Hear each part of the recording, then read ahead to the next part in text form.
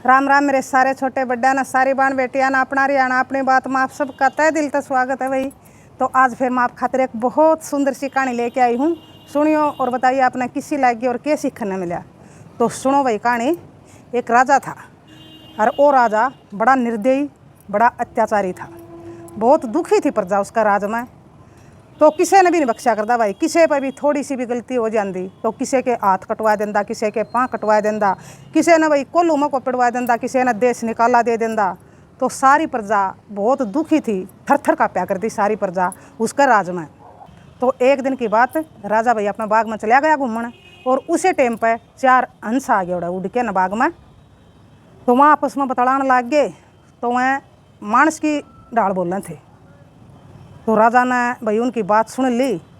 एक अंश बोला है कि उड़ है लेकिन ओड़ नहीं है। फिर दूसरा बोला आक आड़ नहीं है ओड़ है।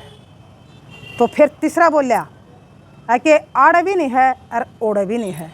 तो फिर चौथा बोला आक आड़ भी है और ओड़ भी है। तो राजा उनकी बात सुन के न चरवा की तो असमंजस में पड़ गया। आक इन बात तो ज़रूर कही है, कुछ गहरी कही है, लेकिन मेरे समझ में नहीं आई। इनके भैया के सवाल थे और इन सवालों का मन प्रश्न जानना जरूरी है। तो ये बात कह के न हंस तो उड़ गए उस बाग में तय और राजा चिंता में हो गया। लेकिन सवालों के जवाब भाई कौन देवे। तो राजा राज दरबार में आ गया। आके न उसने मंत्री बुलाया और मंत्री तो उन्हें सारी बात बताई। आज मैं बाग में गया था घूमन और न्यू बिला 4 हंस आए थे और उन चारवा ने भाई 4 सवाल करे और फिर वहाँ उड़ गए। लेकिन मैं उन सवालों में उलझा हुआ हूँ। तो मंत्री भी डर गया भाई कि राजा ने तो भाई यो अच्छा काम पाया और जब ना सवालों के जवाब आए तो यूँ तो कुछ भी कर सका भाई, हाथ पाँव तड़वा देगा मरवा भी दे। तो उस राजा की बात सुन के ना भाई पंडित ने अपना पीछा छुटाने कमा रहे न बोले आक महाराज इन प्रश्न के उत्तर तो पंडित दे सका है, मैं क्यों कर दे सकूँ हूँ। तो बोले बोले भाई पंडित ने बुला लिया, पंडित दे सका है तो जल्दी लिया बुलाया कि न बोलिया एक मैं बाट नहीं देख सकता। तो फिर वो पंडित का घर गया मंत्री एक भाई राजा बुलावा है तना। तो पंडित का भी ज़्यादा चढ़ गया भाई मंत्री की बात सुन के ना एक बेरा नहीं भाई राजा क्या करेगा के पूछेगा के सुनेगा। तो भाई मना भी नहीं कर सका राजा का हुक्म। तो अपने सारे पोथी पत्रे लेके ना और पंडित भाई आ गया राज दरबार में।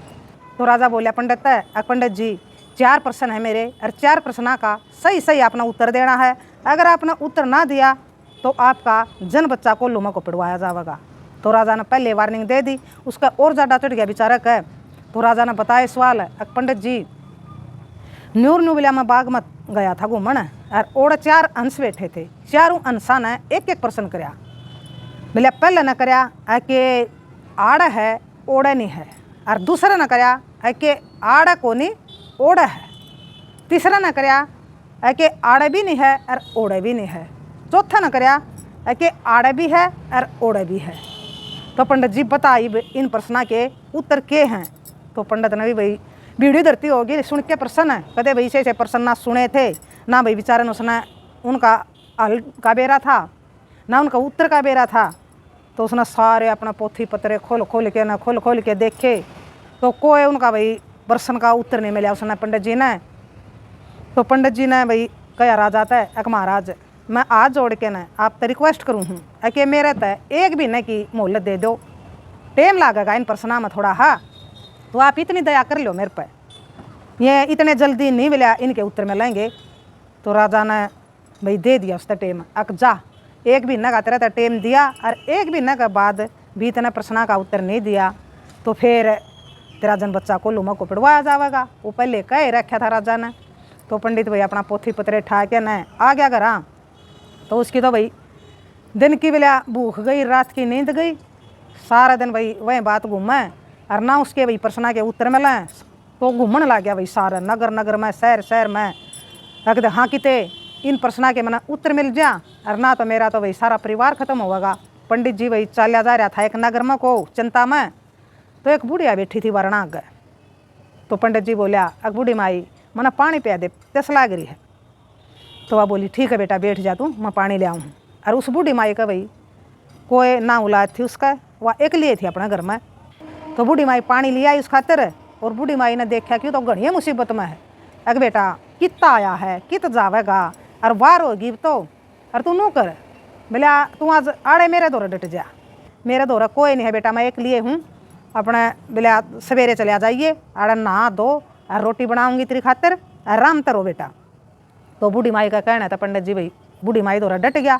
बूढ़ी माई ने खूब सेवा करी, नहाने ने पानी दिया, अच्छा बढ़िया भाई खाना बनाया पंडित जी खातिर, खुआ पिया के न फिर बोली अग बेटा बोले बता तू के उद्देश्य है तेरा, क्यों घर तले कड़िया है और क्यों तू इतना मुसीबत में है।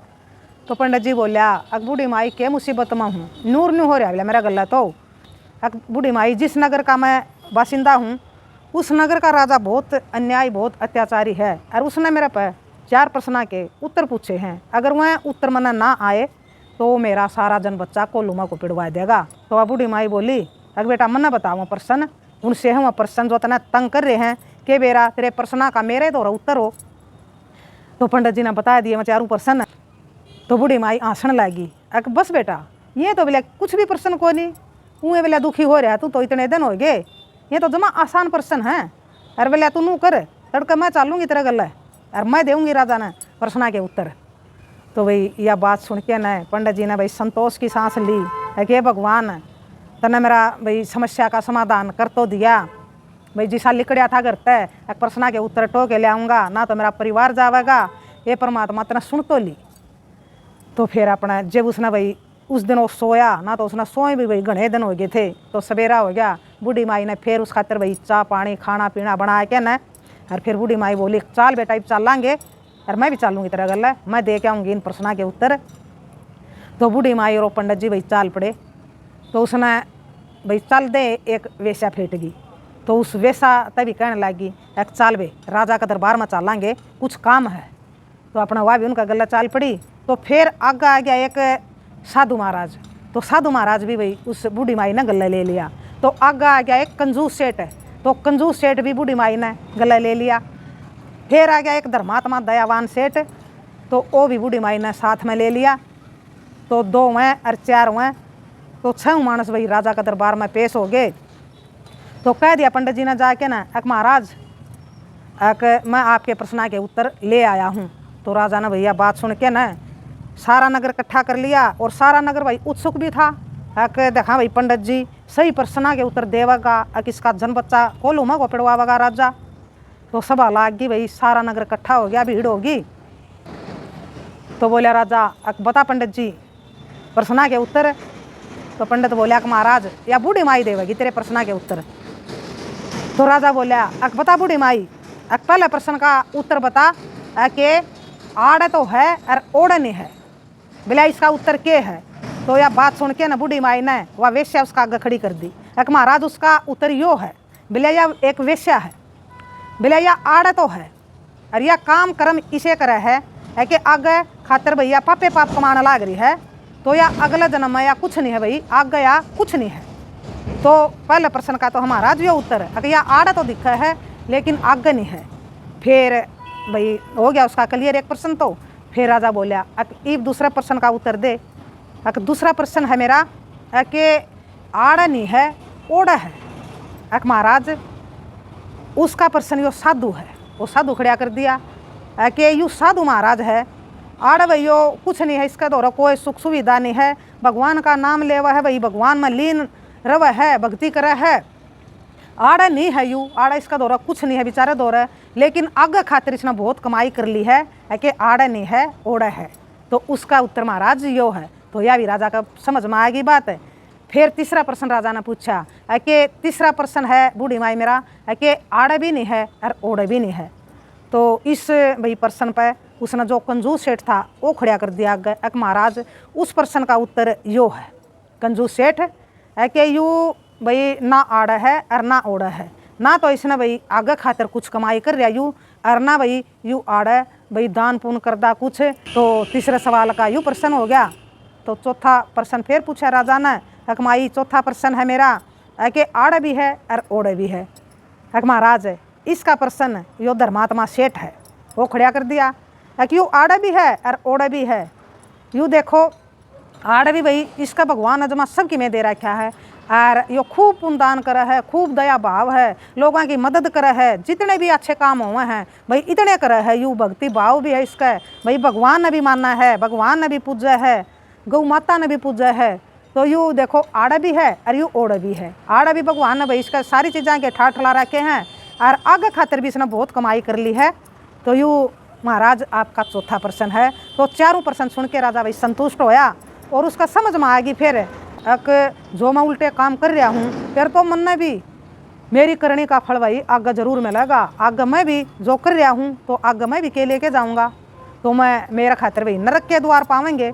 तो राजा ने भाई सारी प्रजा पर माफ़ी मांगी। आज के बाद किसी पर भी मैं अत्याचार नहीं करूँगा, जितने काम करूँगा अच्छे करूँगा। आज तक मैंने कोई भी भाई जीव सताया है, कोई भी इंसान किसी भी गल मैंने बुरा व्यवहार कराया है, गलत कराया है, तो मैं सब पर माफ़ी मांगू हूँ। और आज के बाद मैं कोई भी ऐसा काम नहीं करूँगा जिससे भाई मैंने आगे मैं कुछ भी नहीं लेके जाऊँ बुराई के सिवा। तो मेरा अगला जन्म सुधर जा और मैं भाई कुछ अच्छा लेके जाऊँ अगला जन्म खातिर। तो भाई जब वो राजा सुधरा और जब वो प्रजा भाई राजा की सुखी होगी तो बहुत सुथरी डाल भाई राजा प्रजा ने रखने लग गया। तो खुश हो गए भाई, सुखी हो गए उस प्रजा के लोग। तो बताइए आपने किसी ला किया भाई प्रेरणादायक कहानी। और क्या सीखने मिला? सीखना तो भाई यूँ ही मिला है कि भाई जो हम बोवांगे वो काटांगे और आगे खातिर भाई हमने इसी कमाई करनी चाहिए है कि जो भाई आगे लेके जावा तो हमने सुख प्रदान करे वह कमाई, ना कि भाई नरक का द्वार मिले। इस कहानी तो भाई यही शिक्षा मिला है हमने कि जितने भी करा भाई हम अच्छे कर्म करा, किसी भी जीव ने सतावा नहीं भाई, किसी का भाई धन नहीं हम हड़पा, किसी ने भाई हमें दुखिया ने दुखी नहीं करा।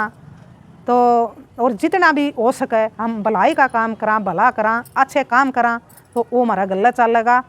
तो बताइए आपने किसी लगी कहानी। राम राम, जय हरियाणा, जय भारत।